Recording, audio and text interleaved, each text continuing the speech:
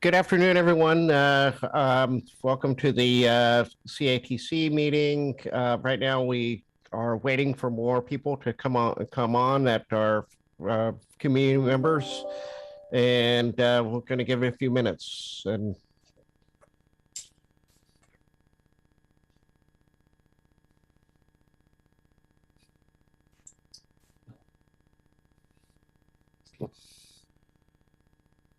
the Zoom link that went on the calendar automatically does not work. It just sends you to Zoom. So I had to get Camille's, the last email that she sent in order to get into this meeting. So other people might be having that issue.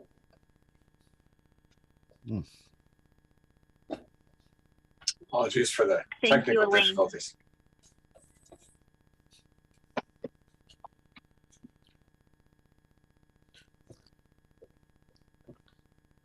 How long did you want to wait? Oh, here we go.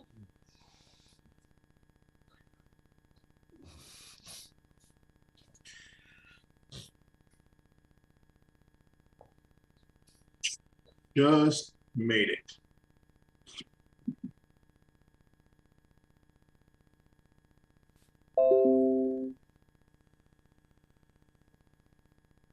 and we know that at least one member is not going to be here, correct? Yes, Rihanna is not going to be able to attend today. Okay. So John and Cosette, I will defer to you on next steps on getting started.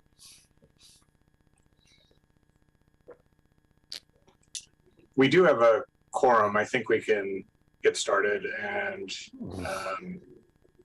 people can join us throughout the meeting as needed. So I think if you wanted to call the meeting to order, we can get going through the agenda, please. Okay, then this meeting is called to order. First thing we need to do is roll call. I'm not sure how you want to do that. Everybody just shout out, or? Elaine, if you just wanted to read through each name on the list, we can note if they are present or not. And then as the meeting goes on, if we have other folks join us, we can note their attendance. Thank you. Okay, so Rihanna? No.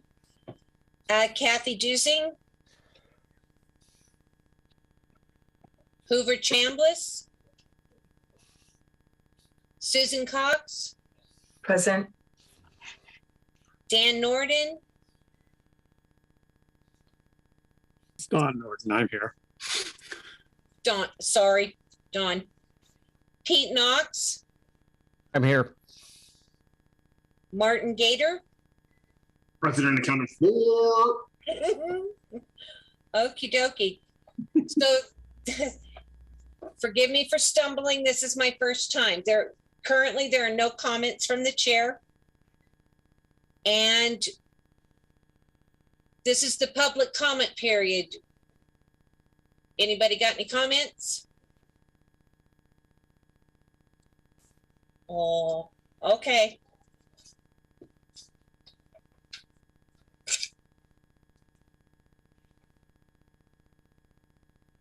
So I guess we'll go directly to our action items. And our first action item is State Transportation Improvement Fund update discussion from Cosette. Well, thank you so much. And first, I just want to welcome you all here and greet you with a good afternoon. It's great to see you all. And as always, LTD appreciates the work you help us do to be better every day. So today I'm here to provide an update on process and schedule to develop LTD's application for the fiscal year 24-25 Statewide Transportation Improvement Fund, or STIF for short. There are two opportunities for funding through STIF. What we're going to be talking about today is the formula plan, and that plan is a regional allocation of a specific amount for our county. And we as a region develop programming for that funding. For the fiscal year 24-25 plan, so a 2-year plan, Our region will receive an estimated $17 million over that 2 years. In addition, over the past biennium, there have been allocations that have been unspent, in large part due to COVID restrictions and delays in delivery due to supply chain issues. Those unspent dollars roll over and stay in our region, meaning that there is somewhere in the neighborhood of a total of about $30 million available for the next biennium. So that's the rollover dollars as well as the new dollars that are available for that biennium. LTD plays 2 roles in the STIF formula plan. The first is as the qualified entity. As a mass transit district, LTD is designated as the responsible entity for funds for Lane County. And to put that simply, what that means is we solicit applications from our region, we oversee the process of developing the plan, we make application for the funds, and we distribute those funds to the public transportation service providers as adopted by our board of directors. Our second role, and that's the role we're going to be talking about here in the next few minutes, our second role is as a public transportation service provider or owner of some of these programs. The funds that we're talking about are legislatively intended to improve access and mobility, increase equity, reduce barriers, and create programs and services that improve our environment. LTD is right now preparing our application for investments that do just that. For LTD's projects, these include, but are not limited to, additional service. So this includes significant increases in services on our fixed route bus system, both in the urban and rural routes, to enhance the number of trips and service frequency. Also looking at our special services, including continuing the Cottage Grove connector beyond the pilot program and into regular service, as well as looking to pilot other mobility on demand service in year 2 of the fiscal year 24-25 biennium. We're looking to expand service on our Oak Ridge Diamond Express to provide an additional trip on weekdays and pilot a couple of trips on Saturday. This service provides service between Oak Ridge and the metro area. It's a critical service. Also looking to expand service on the Florence Rhodey Express, moving from once an hour service to 30-minute frequency. Other examples of how we're planning to use these funds are to continue our special fare programs. These programs provide really critical access and opportunities for people to use the bus. This includes continuing to offer free fares for all K-12 students on the LTD bus in Lane County. Also partnering with nonprofits to provide a discounted program to help get passes out and into the hands of those in our community to connect to programs and services to improve their quality of life. And in the past months, you may recall we've brought items to this group describing the combination of 2 state funding resources, the Statewide Transportation Improvement Fund, or STEF, and the Special Transportation Fund. And in that presentation, we covered how the Special Transportation Fund, which is a long-established, small amount of funding that provides critical transportation services specifically for older adults and people with disabilities, and that funding would be merged into the larger funding, which is the Statewide Transportation Improvement Fund. So we're also programming those programs and services into this biennium STIF formula plan. So the source of that original funding was not only was it not growing, but it was actually shrinking over time and didn't allow us to keep up even with general inflation costs to maintain those services. So it's great that we have this opportunity to merge these into this STIF plan. So these programs are integrated into our requests in whole. This includes funding for programs such as Pearl Bug Preschool, Travel Training and Transit Host Program, Behavioral Health Transportation, Mobility and Management to accomplish functional assessments for our ride source service, and many others specifically serving older adults and people with disabilities.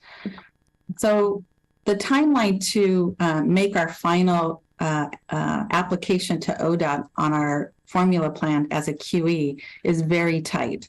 So the timeline to get our applications submitted is also very tight.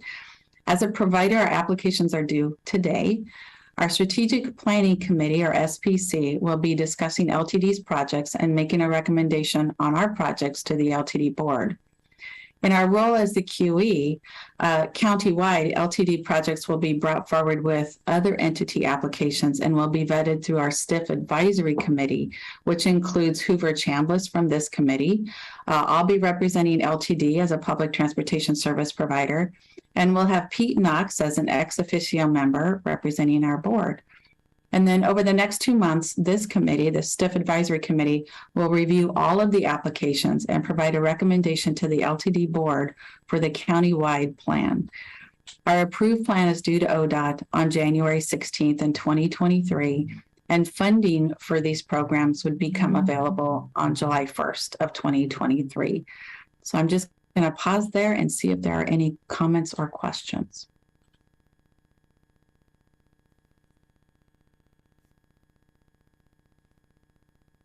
And I see Hoover joined us. Oh, welcome, Hoover.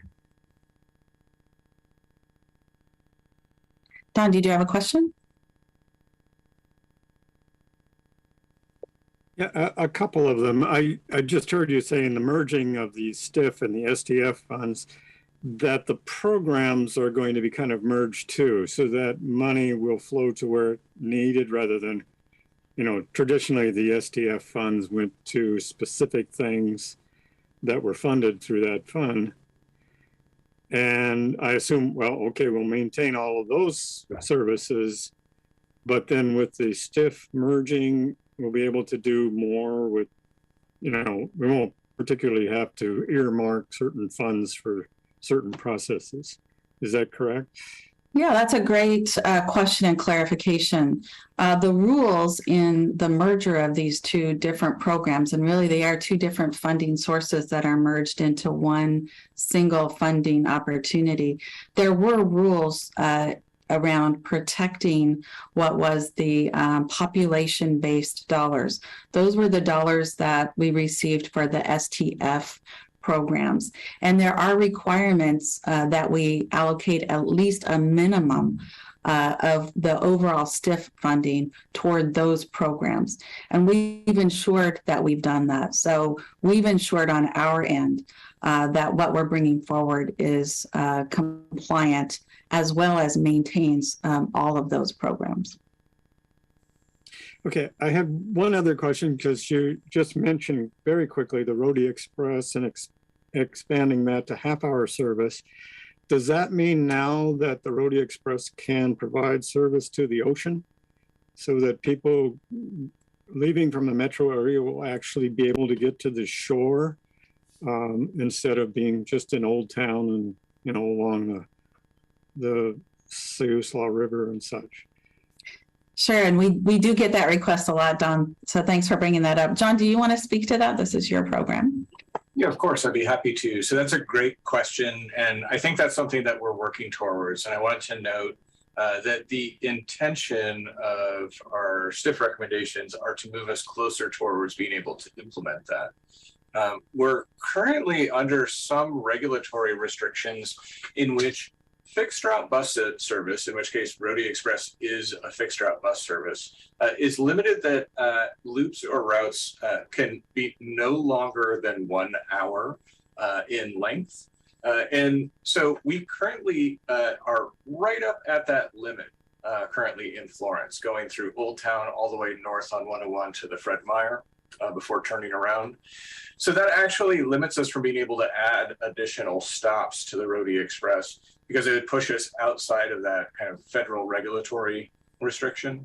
So the intention in the upcoming biennium is to split the existing Rhodey Express fixed route from a 1 hour loop into two 30-minute loops, which would then give us the ability and that flexibility to be able to add additional stops, such as if we wanted to be able to go to the beach. So I think the intention is that we work towards being able to do that.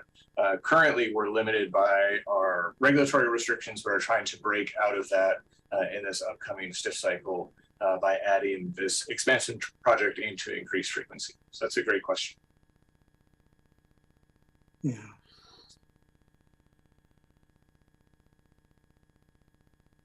Sorry, other questions or comments?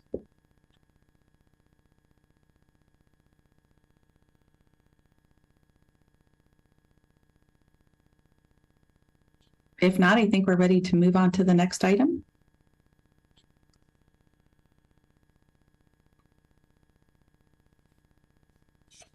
Okay, then that's the fixed route service planning by Brett Smith. Is he here?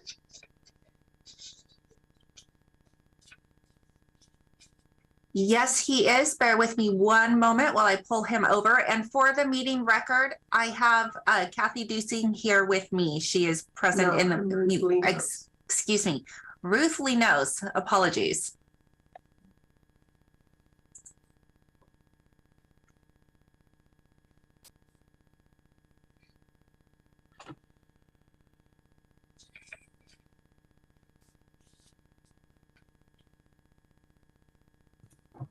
Good afternoon. Let me get my video up here. There we go. All right, I assume all you can hear me. All right, good. Got some thumbs up. That's a good sign. So good afternoon. My name is Brett Smith, and I'm a service planner here at LTD. And today I'm basically just bringing you a update on where we are with our fixed route service and planning for the FY23 area where we're at currently. Just want to give a little background to start that out. It's kind of in your AIS, but just as kind of a refresher reminder that every year we do approximately 3 different service changes.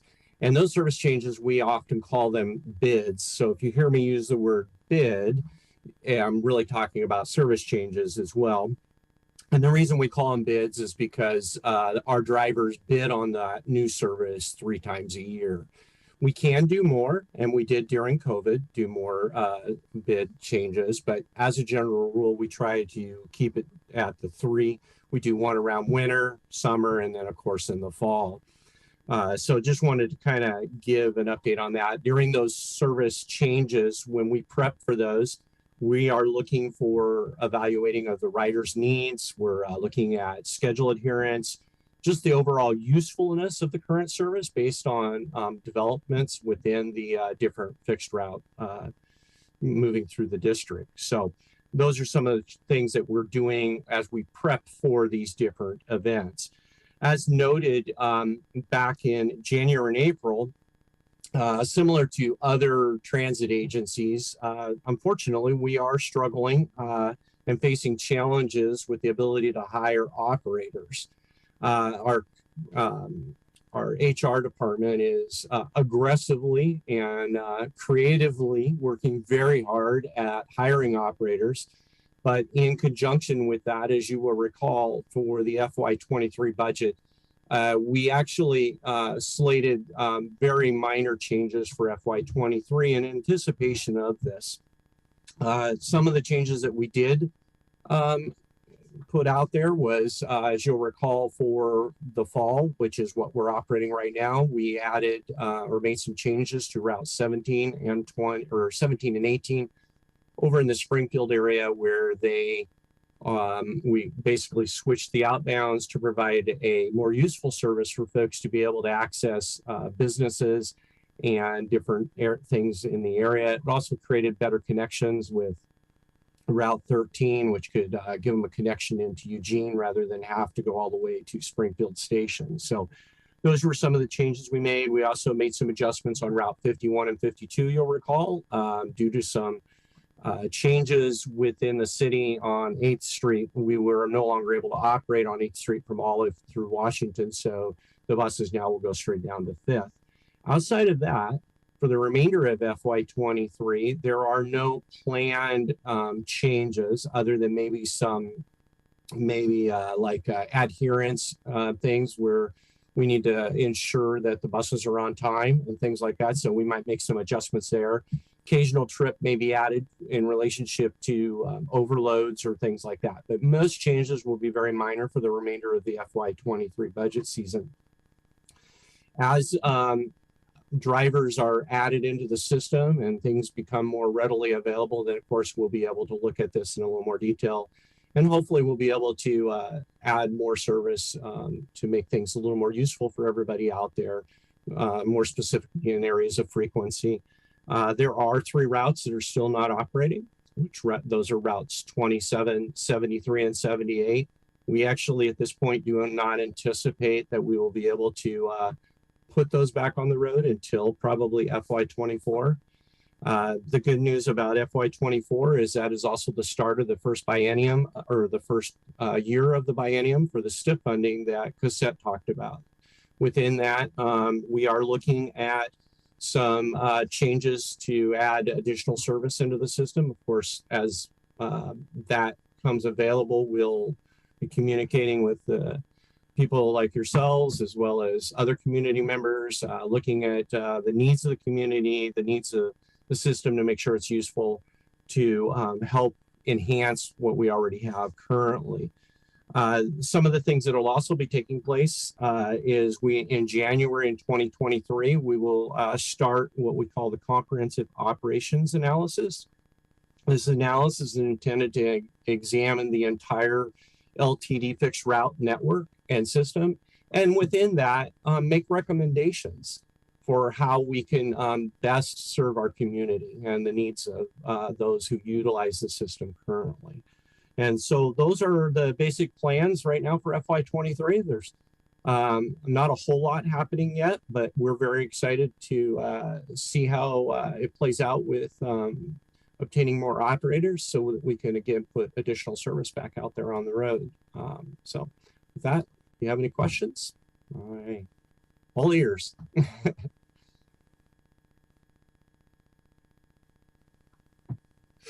Don. Yes, I noticed, well, 27 and 73, but did you say 28 also? No, 78. 78, okay. Yeah. I couldn't understand how you take both 73 and 28 out. Yeah, 73 and 78 are were originally intended to be college feeder routes. So we just have not been able to bring those back as of yet. So. And 27, you just don't have the ridership for that, or? Again, it's not about the ridership; it's about drivers. We need more operators in order to be able to bring back service within the district. You know, as we obviously we're missing service, we're still only operating at around 82% of what we were before the pandemic. And we would love to add additional service back in. And again, we're working diligently trying to find those operators. So as soon as we can find those guys, we can go at it. On that account, Warehouser people are still on strike, and I've talked to them, and boy, LTD has a much better package than any of the warehouses are offering. You got to go out and talk to those strikers. There we go. Go walk the picket line, right? So. Anyway, well, just they're having gatherings here and there, you know, handing out food. We had to have a resource person out there to say, hey, here's your opportunity to jump to a better ship. Anyway, Elaine, I see you have a hand up as well. I do. I have a question, or actually a question was posed to me to ask you guys. The Oregon Department of Land Conservation and Development has developed some new rules and guide planning and development for 8 metropolitan areas in Oregon under the label Climate Friendly and Equitable Communities. The changes are quite extensive. How does LTD anticipate these new administrative rules to change or improve services? Those are good questions, and that's probably going to fall more with Cassette or with Tom in that aspects. And I believe Tom is online and probably could be brought over, Camille. Tom is actually using my second here, so he should be able to. My second persona on screen here is Tom. The one without a picture? Is that really true? It is. Yes, it is. Wow. How did I do that?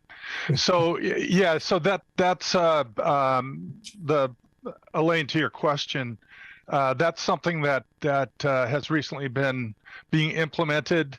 Let me say, first of all, it applies legally only to the cities and counties in the state of Oregon. And our partners, in particular Eugene and Springfield, as well as Lane County, have been working through the rulemaking around that process, and all, but it in essence, how it affects transit is it's going to, I think, reinforce the need for transit and the requirements for the cities to plan their land uses in a way that's transit oriented. So that's, and otherwise, I mean, the district is going to work with the cities as they go through this planning process, but it really is led by and resourced by the state and the cities. Understood, but that affects LTD. And that's what I was getting at, Elaine. We're going to be involved in that planning. At this point, and we could spend a lot of time talking about the current system design today. That system that we've built over the years is really set up to support what the cities are going to be going through. And let me say that this isn't the first time they've been doing this. They've been planning like this for a long time. These state rule makings that are happening now are really a refinement to the process that they've set up. And we've been doing this kind of planning for over 40 years. So, you know, and LTD's been a part of that. So we don't see any concerns about the outcomes of this planning. It's only going to further support what we're doing. Okay. Any more questions? All right, we'll move to the Strategic Planning Committee and CATC merger. And that's Cosette again. Yep. And I also just want to point out that Kathy has joined us. So thank you, Kathy, for joining us. Great to see you. So good afternoon again. The topic that we'll be talking about next is combining two board committees, the CATC, or this committee, and our Strategic Planning Committee, which we also call SPC. I'm going to start us off in this discussion by letting you know what we're planning to cover, understanding that we're also here to listen. So we'll provide today a bit of history and some perspective of why we're bringing this idea up for consideration, the opportunities we see to amplify the voice of the disability community in a broader way, what it might look like to merge the two committees, and if we have general agreement, potential next steps. So again, throughout this conversation, we're interested in listening, so don't hesitate to speak up. So if we're all ready, let's get to it. The CATC was created as a committee of the board in 2019 to weigh in on and make recommendations to the LTD Board of Directors, specifically on district activities as they relate to programs and services serving people with disabilities. In the years that followed, you've heard and weighed in on important topics such as service changes, our fare collection system, and updates on our strategic business plan metrics. What we've observed is that we're having many of the same conversations with both committees. However, because they're happening in different committees and in different forums, they're happening in isolation, missing the opportunity to integrate this important voice into the full conversation. SPC is specifically charged with broader recommendations to our board, such as the creation of and changes to our strategic business plan and funding recommendations, including the STIF funding we discussed earlier. But it's happening without the benefit of the perspective this committee can bring to the table in developing those recommendations better together. So I'm going to take a pause here.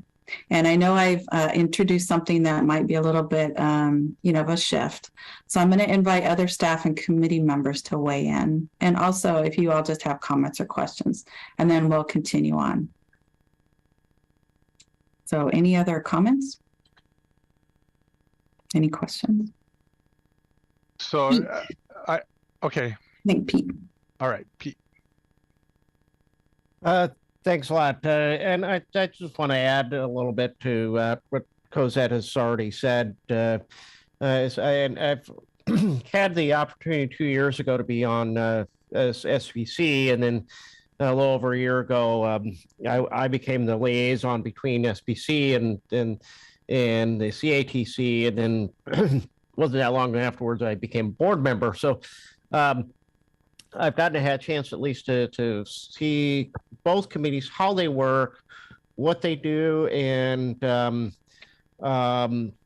what opportunities and short pitfalls that both committees end up with. And one thing that Cosette just mentions that there's a great deal of overlap between that SBC and CATC actually discusses, and you oftentimes get the same presentation with both meetings. By the time I see a presentation at the board level, I've probably seen it 3 times, just from these committees.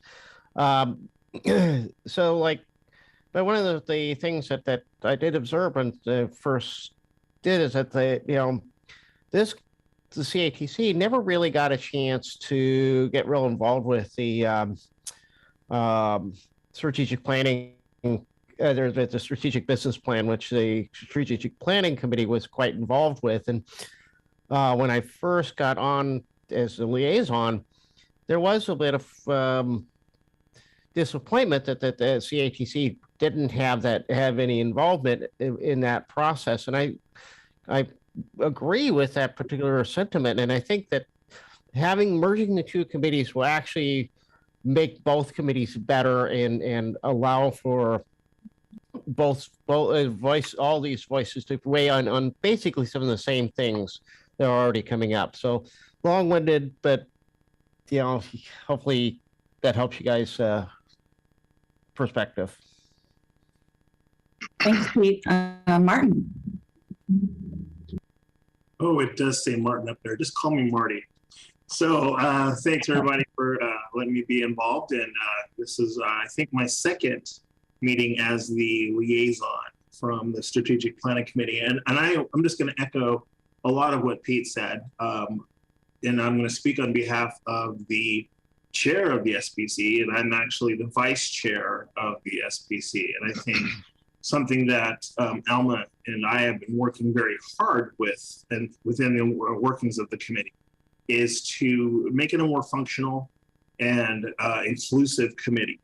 And I think from the mindset of combining the 2, I think that gives us all a broader opportunity to just, I guess, function at a higher skill set, which will give us a broader understanding of how we can all help each other and help the board, which helps the LTD run better. So in my mindset, I think this is a great opportunity for us all to kind of sharpen our saws and kind of gives us a chance to step into some areas to understand how we can expand our knowledge areas and kind of work together better. So I'm all for it. I think it's a great idea, and I think we should do it.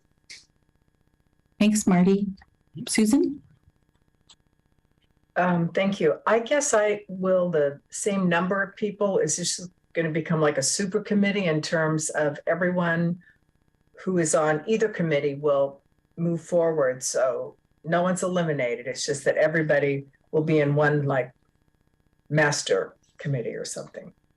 Sure, that actually is part of the next steps that we would talk about, which is pulling this new combined group together and reviewing the bylaws.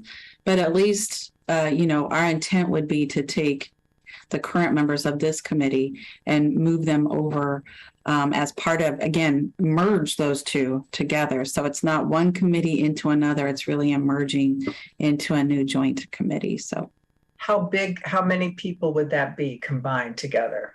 So can you address that? Yeah, let me address that. So first of all, Susan, we actually have some openings on SPC, several open slots, and so bringing this committee over would actually fill it out to. I think what we're looking for is 12 to 15 members, and so that's what we'd have with the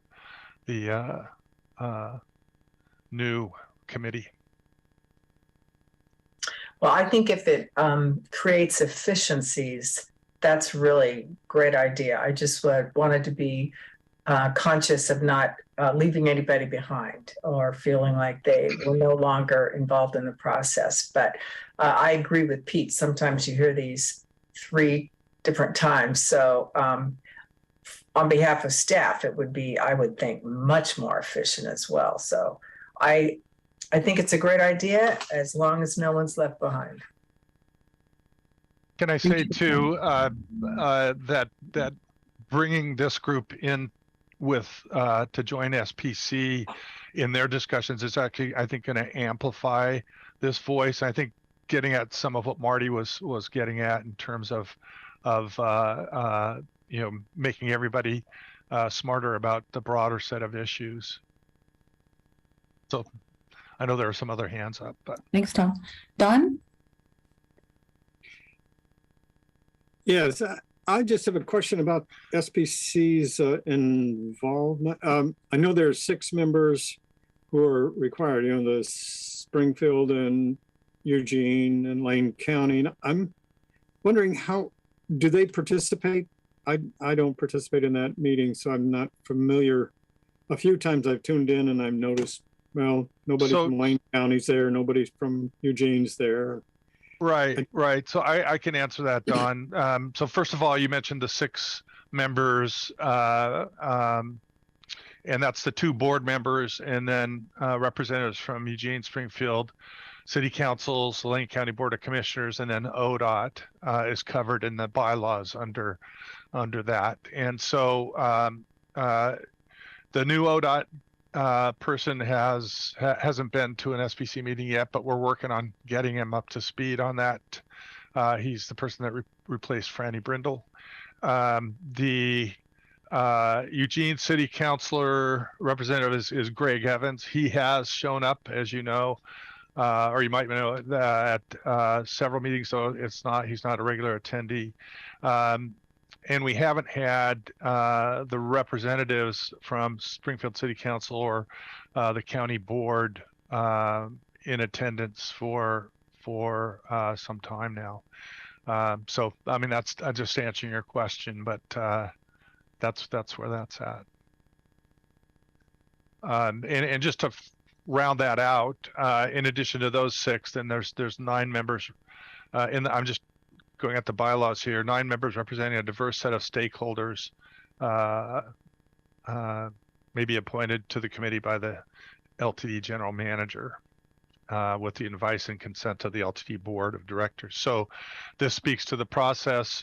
Should this combining of the committees into a new committee be something that you all want to do, that process would involve going to the board, having them update the bylaws for the new committee, and then have the LTD general manager formally appoint the membership. Thanks, Tom. John? Well said by all of our speakers today. So just as staff, I want to note I'm supportive of elevating the profile of both our CATC and SPC committees. So this is intended to get us the best of both worlds, just making sure to fully integrate the needs of adults and people with disabilities and all of LTD's work, and getting our CATC members more closely involved in conversations that have historically been under the purview of our SPC. So this includes a review and recommendations for allocations of STIF funds, which typically fund programs that fund services directly to benefit our disability community. So as the motto goes, nothing about us without us, or more simply, nothing without us, meaning LTD wants to make sure we're inclusive of the unique and diverse needs of people with disabilities in decisions that influence public transit. I also want to note that committees such as these serve as just one way LTD can learn and listen from the community we serve. However, it's not the only conduit for us to be having these types of conversations. So it's important that we're also out in the community meeting people where they're at and seek these dialogues out externally. So examples of how we're currently doing this right now include how staff and some current CATC and community members serve as members of, say, our LCOG Disability Services Advisory Council, ODOT's ADA work group, working closely alongside local nonprofits, disability support groups, and many more. So I want to be clear that when we talk about incorporating the needs of people with disabilities in everything we do, we've enjoyed and leveraged that our CATC membership has a diverse and strategic focus on accessibility. So what we're proposing through this merger is an opportunity to put more of LTD's work in front of this group, and are finding ways we can utilize the expertise of this group even more than we're currently able to. So to that end, we're very welcoming of any questions, comments, or concerns that help us best accomplish this. And we've included in the current CATC packet a copy of the SPC bylaws. But we're looking to find a way we can most thoughtfully incorporate your suggestions into a meeting that would blend the best of both of these committees. Thanks, John. Susan. One of the, I think, just in terms of process, apologize for the phone ringing. I understand from what I heard earlier that the committee will be selected, or new members are selected by the general manager. Is there an opportunity for people in the community to express interest in being a part of it? Or does the assignments just kind of happen? So the process is typically that, and actually Camille may be able to articulate the process now that I think about it. Yes, I'm happy to help with that. So when we have vacancies on committees, we have an online application process now. So we open an application period, and we also communicate with our local stakeholders and counterparts such as LCOG and both chambers, just as examples, to advertise the vacancy and get recommendations for filling those vacancies. Hopefully that helped. I apologize, I'm a little scattered. It's been a very busy day. I hope that made sense. Yep, thank you. Thank you very much. And I was just going to clarify too that the approach that staff is thinking about is, we have, combining SPC and CATC is still going to stay within the 15-member size that was outlined in the bylaws. So it's not requiring any additional beyond those. Just to be clear on that. Thank you, Susan and Tom. So I just want to, John, I see your hand is still up. I do just want to see if Elaine or Hoover or Kathy, if you have any feedback or questions about the discussion that we've had. I actually think it's a great idea. Same here. Yeah. Hoover? You good?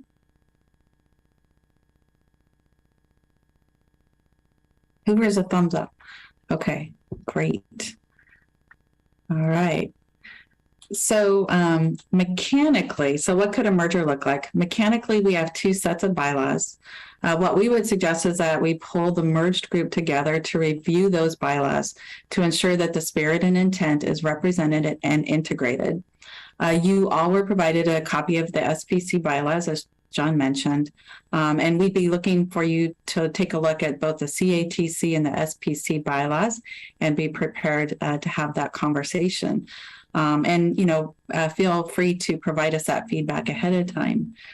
So for next steps, it seems like we have general consensus. And if that's correct, I think it's time to take the next step to schedule a joint meeting to get to know each other and to work on how we move forward together. So if there's no concerns or no feeling otherwise, what we would do then next is to put together a meeting that would include both members, and we would work on the mechanics of those bylaws, and then we would be sending those bylaws along with recommendations on membership to the board. So does someone enter a motion to send out a doodle poll or something like that? We can do that. I know that this wasn't listed as an item, as an action item on the agenda today, but I think it would be helpful if this committee would make a motion and approve. I don't know if I can as a liaison, right? I don't think that's prohibited in the bylaws. I'm so sorry, I missed that a little bit. Were you asking for a motion, or if a motion is necessary? We don't need a motion for this item. This is was for discussion, and then we're going to discuss it at the board work session to get their take on it too. So no motion is necessary at this time. So we can move this forward as a recommendation to the board without a motion. Yes, Okay, perfect. we're good. All right. Thank you. Thank you so much, Camille.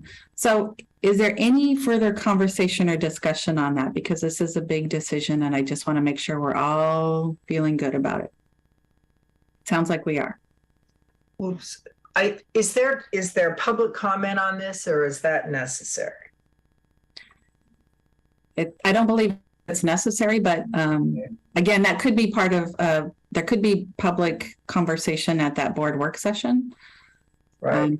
Or at this new meeting that we're looking to schedule. So.